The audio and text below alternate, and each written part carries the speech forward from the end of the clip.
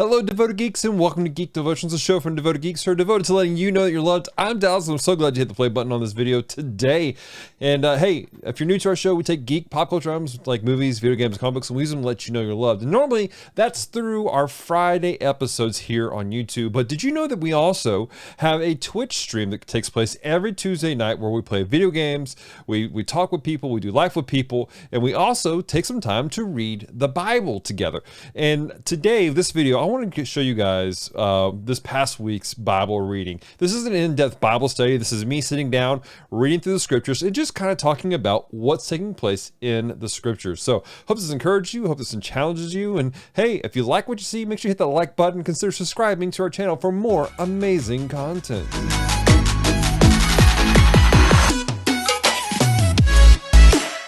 So let's jump into it. We're gonna go to, I got a Stream Deck, so all I gotta do now is come over here and I just have to tap a button.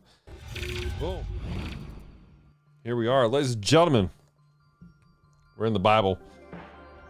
Reading from the English Standard Version, I'm gonna be reading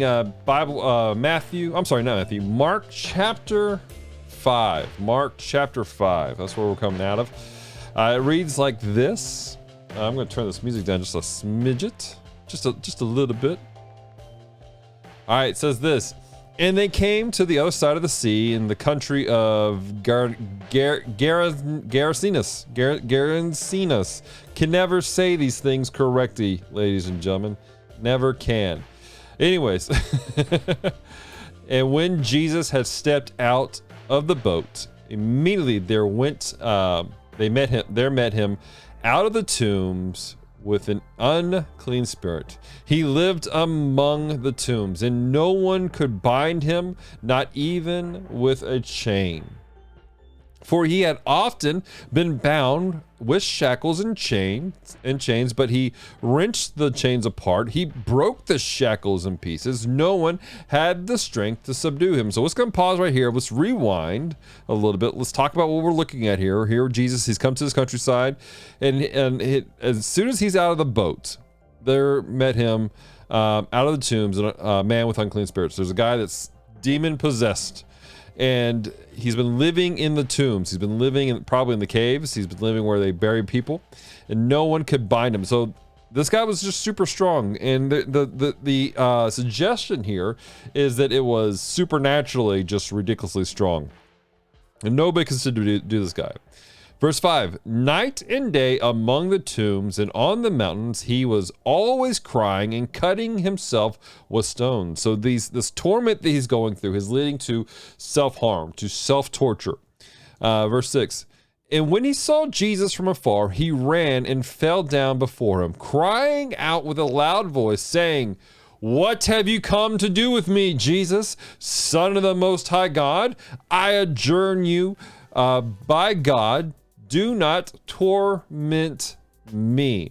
So he's come to Jesus like, what do you want with me? Don't torment me. Don't attack me. What do you want with me, Jesus? There's a fear to this guy. This taking place in the presence of Jesus. There's a trembling.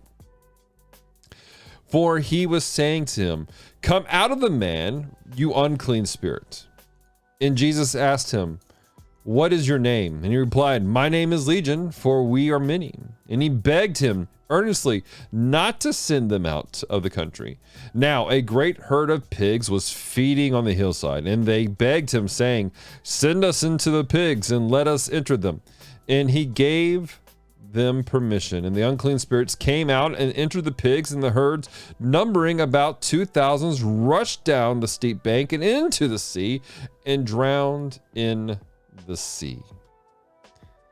This is wild. This is some wild stuff that's taking place here, guys. Here, this man is being tortured. He's going through some stuff, and now Jesus is on the scene, and these demons, these demonic things are inside of him, like, hey, cast us out into these pigs. So he's like, all right, fine, to the pigs you go. Now it's interesting that these pigs are even here. Why are these pigs here? Are these wild pigs? Well, no, check it out, verse 14. The herdsmen fled and told it to the city and the country, and the people came to see what was happening. The herdsmen, these pigs belong to the people. Now this region they're in right here, this was a interesting place. It was how do I put this?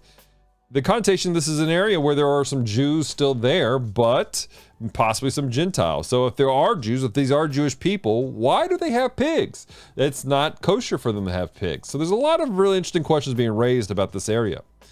Verse 15, and they came to Jesus and saw the demon-possessed man, the one who had the legion, sitting there, clothed and in his right mind, and they were afraid. How crazy is that? Here's a man that they've known for years, who's been going through things, who's been hurting for all these years, hurting himself, inflicting himself pain, and dealing with this torment of this demonic possession, and suddenly he's okay, and instead of going, bro, you're all right. Hey, we're excited to see you. You're well. Let us rejoice. It's like, oh my gosh, there's a fear now that's taken over their lives. And those who had seen it described to them what had happened to the demon-possessed man and to the pigs. And they began to beg Jesus to depart from the region. He was getting into the boat, and the man who had been possessed with demons begged that he might be with him. Now let's pause right here. They've seen a miracle take place. They've seen healing take place. They've seen freedom take place in this man's life. And instead of rejoicing that this man has been healed, they're telling the healer to leave. There's a fear, there's a fright, a commerce that they had, something that they were more concerned about, these pigs. They were more concerned about that than this man that's been in their community for years. A man, by all right, was probably one of their family members. They've known this guy for so long, and they're going, we don't want you here. Get away. Why are you stirring things up? And this saddens me, guys. When I read this story, when I think about it, when Jesus enters the scene, when he comes into our lives, there's a stirring that takes place, and there's a change that takes place in people's lives. And sometimes things have to go. Sometimes we have to adjust our lifestyle, our mindsets, the way we see things and the way we do things.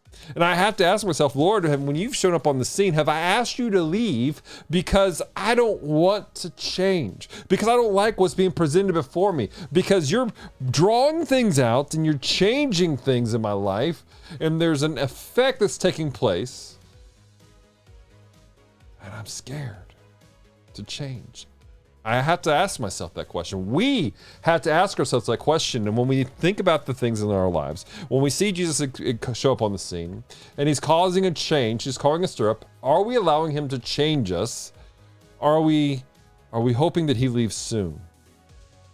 Begging him to leave because we don't want that change. It's a challenging question that we have to ask ourselves.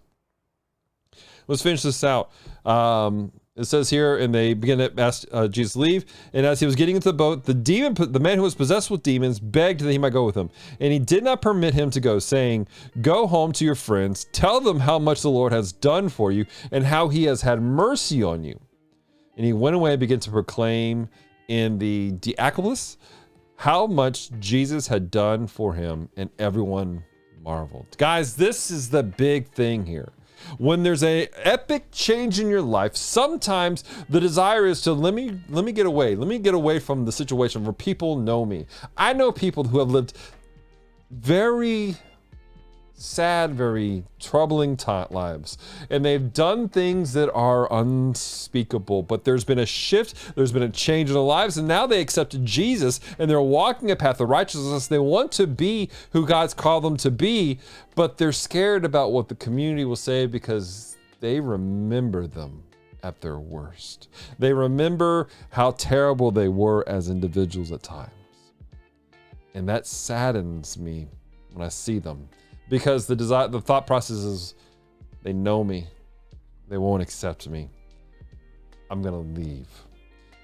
But here we see this example that this man has been radically changed, and instead of going with Jesus, Jesus says, no, you've been changed, and there are people in your community still who need to hear how gracious the Lord is. Notice the words here. He said, tell them how much the Lord has done for you and how he has had mercy on you. The Lord's had mercy on this man, yet the community has not. And the message that he's meant to bring to the people is how there is mercy for them, how God has mercy for them today. And natural outgrowth of the mercy bestowed upon us should be for us to show mercy upon others.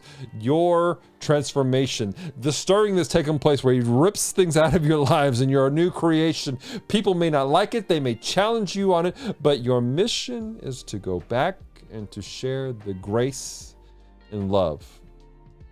Share it in the same mercy, share it in the same grace that God's given you, and to live that out. And that's our Bible study. That's what our devotional for today. I hope you guys have enjoyed it. Hey, I hope this has encouraged you. I hope this challenged you. I hopefully that you're stirred up to take your next step. If I can pray with you, make sure to let us know. You can leave a comment down below, or you can reach out to us on any of our social media platforms. I'd also like to invite you to subscribe to our Twitch channel, twitch.tv/Geek Devotions, and also, of course, this channel right here on YouTube. And do me a favor, if you are interested about more of our content, make sure you click the button to the side where you'll see another great video that YouTube seems to think that you need to watch. Until next time, stay devoted, peace and love.